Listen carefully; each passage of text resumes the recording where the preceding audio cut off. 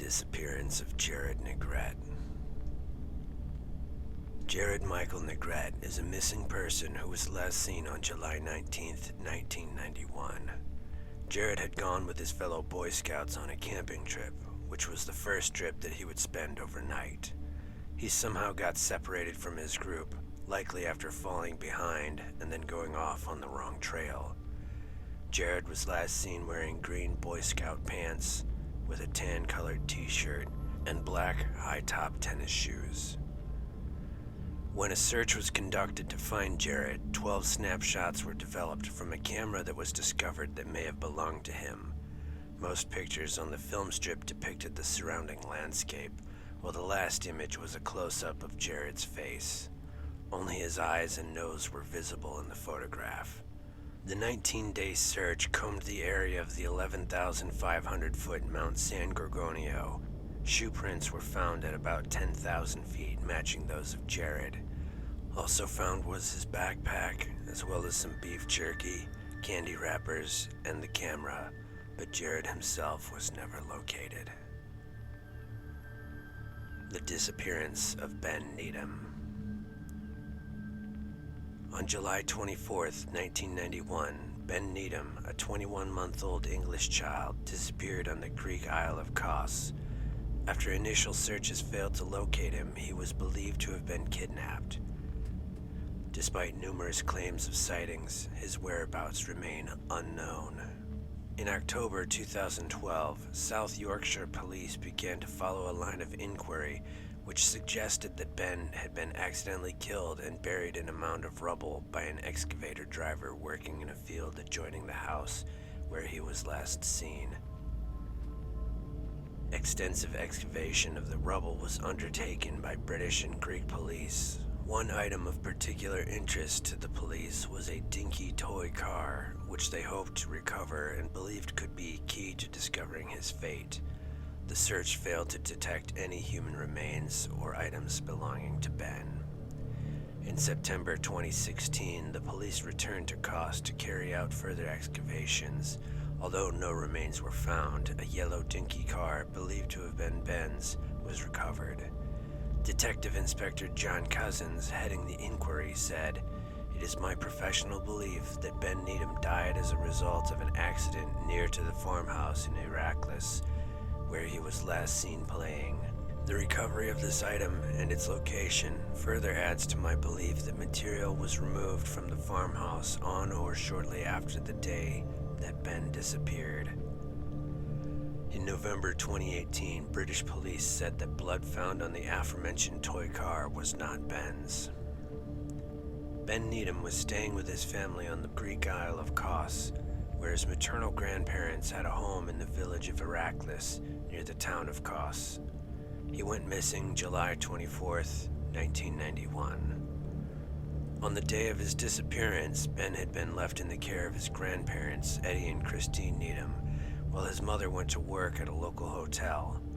Ben had been coming in and out of a farmhouse the family were renovating when, at approximately 2:30 p.m., the adults realized he had disappeared. The family first searched the area for Ben, assuming he had wandered off, or that the boy's teenage uncle Stephen had taken him out on his moped. When no trace of the boy was found, the police were notified. They initially questioned the Needhams, viewing them as suspects, which delayed notification of airports and docks. Over the following 11 days, searches of the area were carried out by Hellenic police, Hellenic Army, and Fire Brigade personnel. Nicholas Decoris, the island's chief of police, said, "We now believe we have searched every possible part of that area, and the boy is not there. It leaves us with a great mystery. We have no theories. We have no solutions."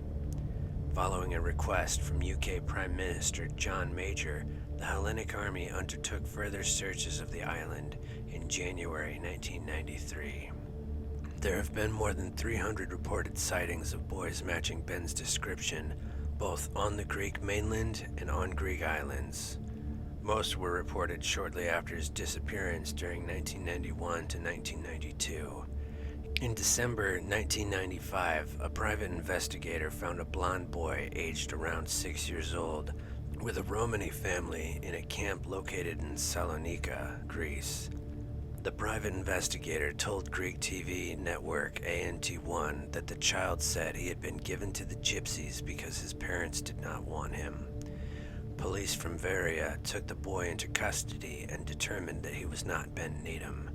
In November 1998, John Cookson saw a blonde boy of about 10 playing on a beach in Rhodes. Cookson said that the child was known as the blonde one by his friends and was the only fair-haired child in the group of dark-haired Greek children. Suspicious, he took photographs of the children and used the pretext of tousling the boy's hair to acquire a hair sample for DNA analysis.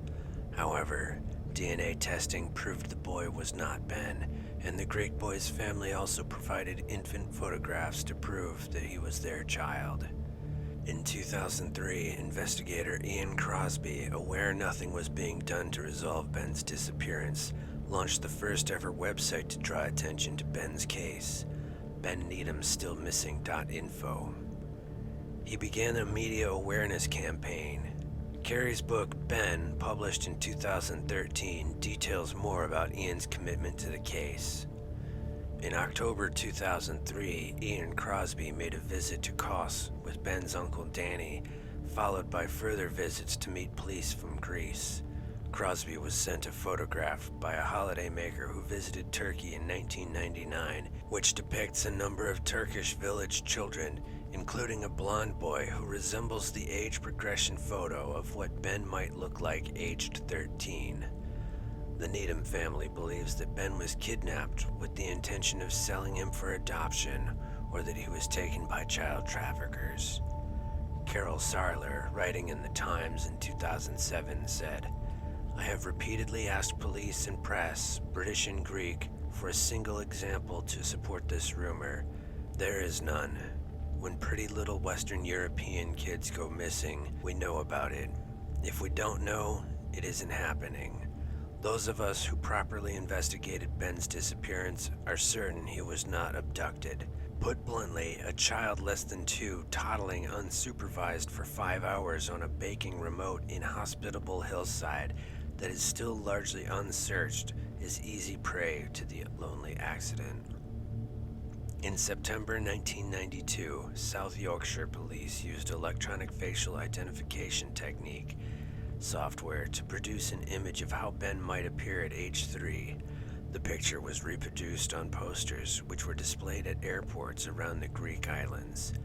It was thought to be the first time that eFit had been used to age a person's appearance.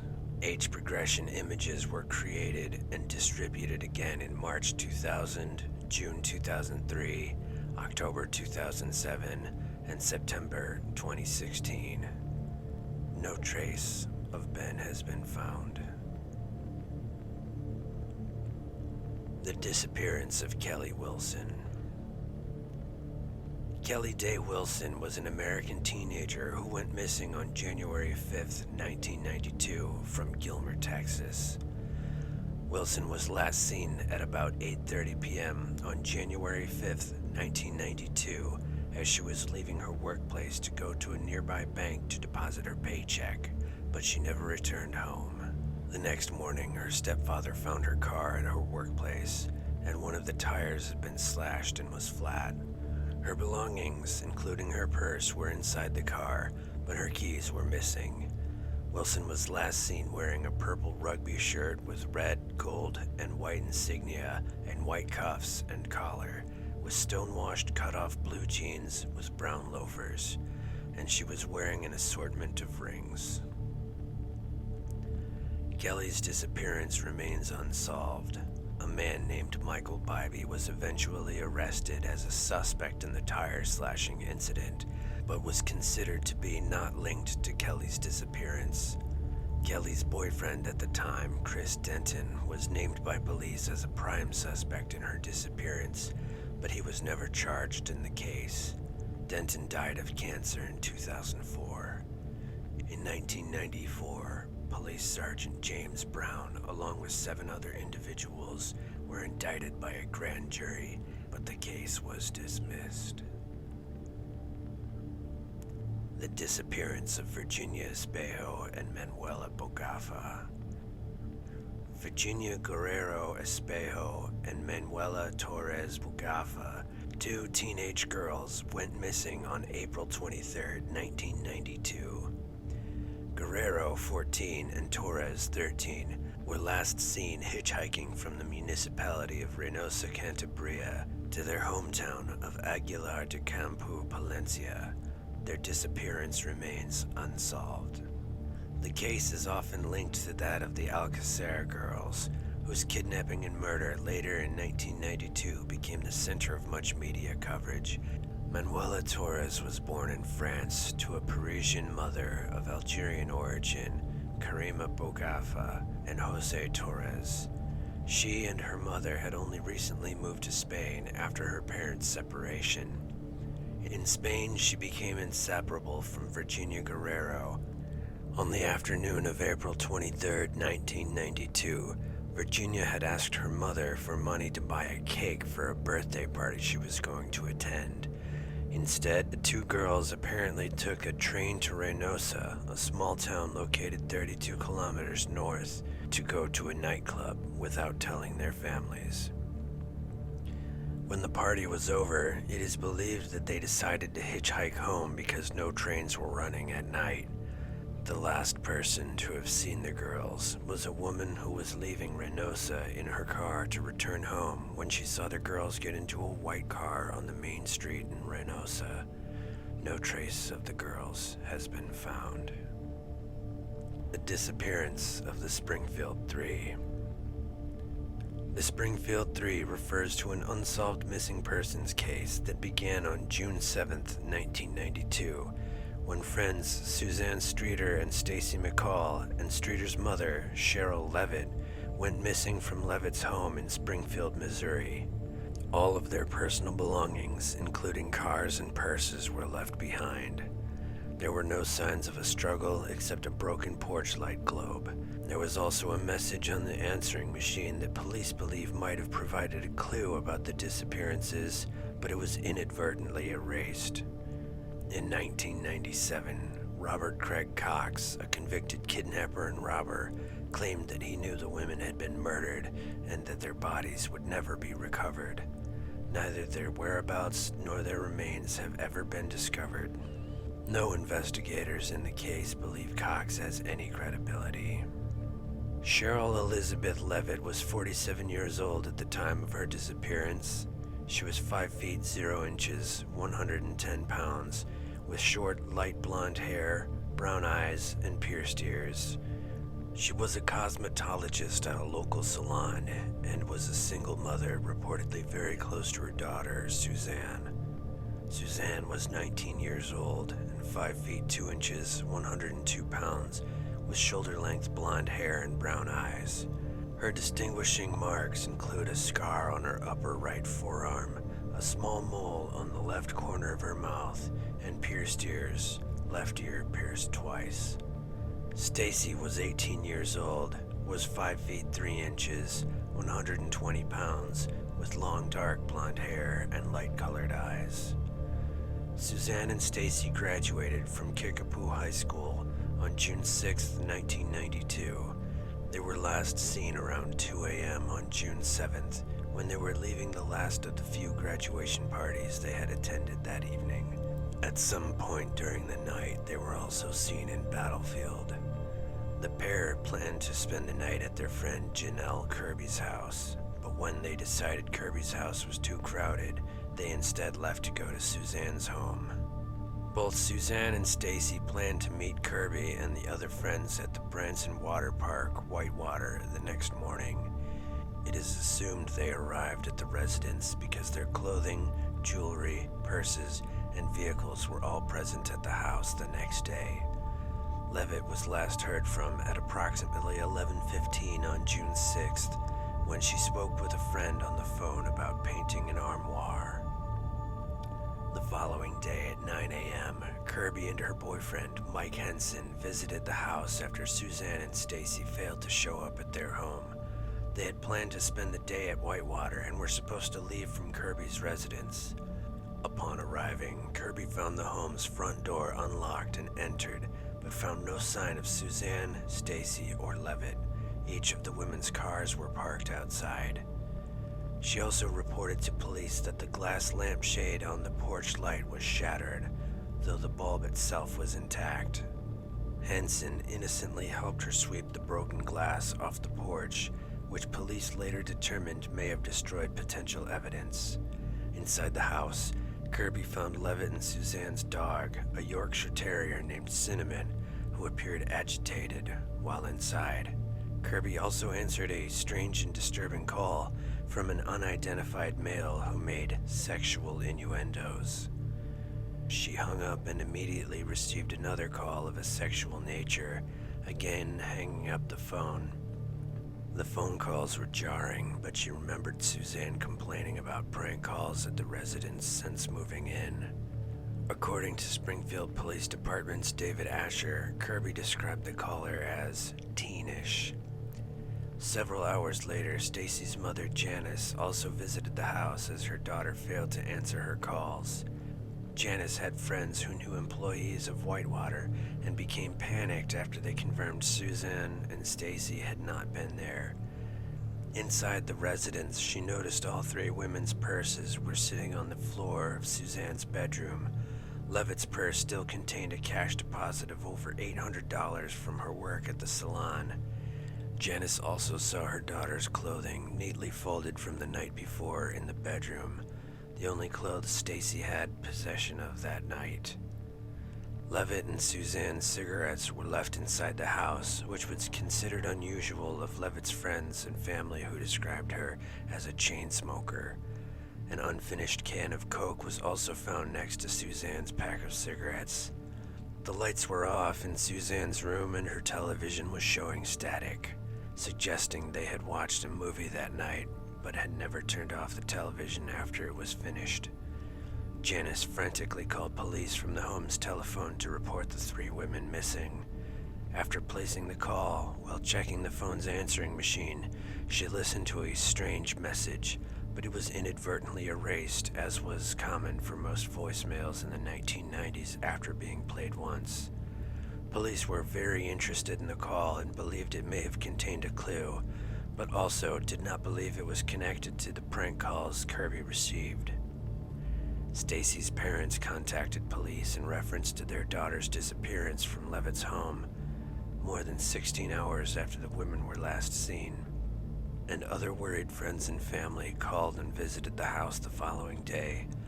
Police later estimated that the crime scene had been corrupted by 10 to 20 people who visited Levitt's house.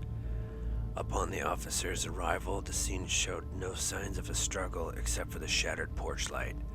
Police also noted Levitt's bed had looked slept in. All personal property was left behind, including purses, money, cars, keys, cigarettes, and the family dog Cinnamon, who was most likely the only witness of the women's disappearance. On December 31st, 1992, a man called the America's Most Wanted hotline with information about the women's disappearances, but the call was disconnected when the switchboard operator attempted to link up with Springfield investigators. Police said the caller had prime knowledge of the abductions and publicly appealed for the man to contact them, but he never did. Levitt and Suzanne were declared legally dead in 1997. However, their case files are still officially filed under missing. Investigators received a tip that the women's bodies were buried in the foundations of the south parking garage at Cox Hospital. In 2007, crime reporter Kathleen Baird invited Rick Norland, a mechanical engineer, to scan a corner of the parking garage with ground-penetrating radar. Norland found 3 anomalies, roughly the same size, that he said were consistent with a grave site location. 2 of the anomalies were parallel and the other was perpendicular.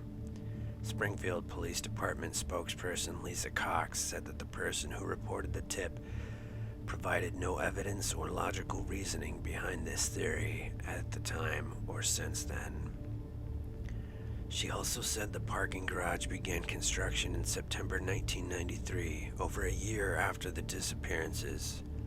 Digging up the area and subsequently reconstructing this structure would be extremely costly, and without any reasonable belief that the bodies could be located here, it is illogical to do so, and for those reasons, SPD does not intend to.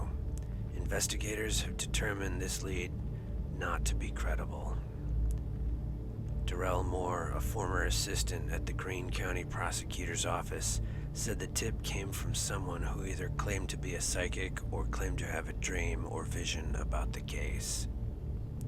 Dustin Regla, a former boyfriend of Suzanne, broke into a Springfield mausoleum a few months before the women vanished and stole $30 worth of gold fillings from his skull.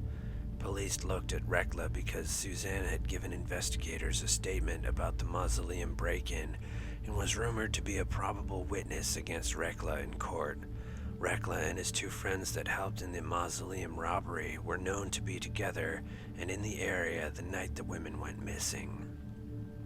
In 1997, Robert Craig Cox, imprisoned in Texas as a convicted kidnapper and robber, and the suspect in a Florida murder, told journalists that he knew the three women had been murdered and buried and claimed their bodies would never be recovered. In 1992, Cox had been living in Springfield, and when interviewed then, had told investigators that he was with his girlfriend at church the morning after the women disappeared, which she corroborated. However, she later recanted her statement and said that Cox had asked her to say that.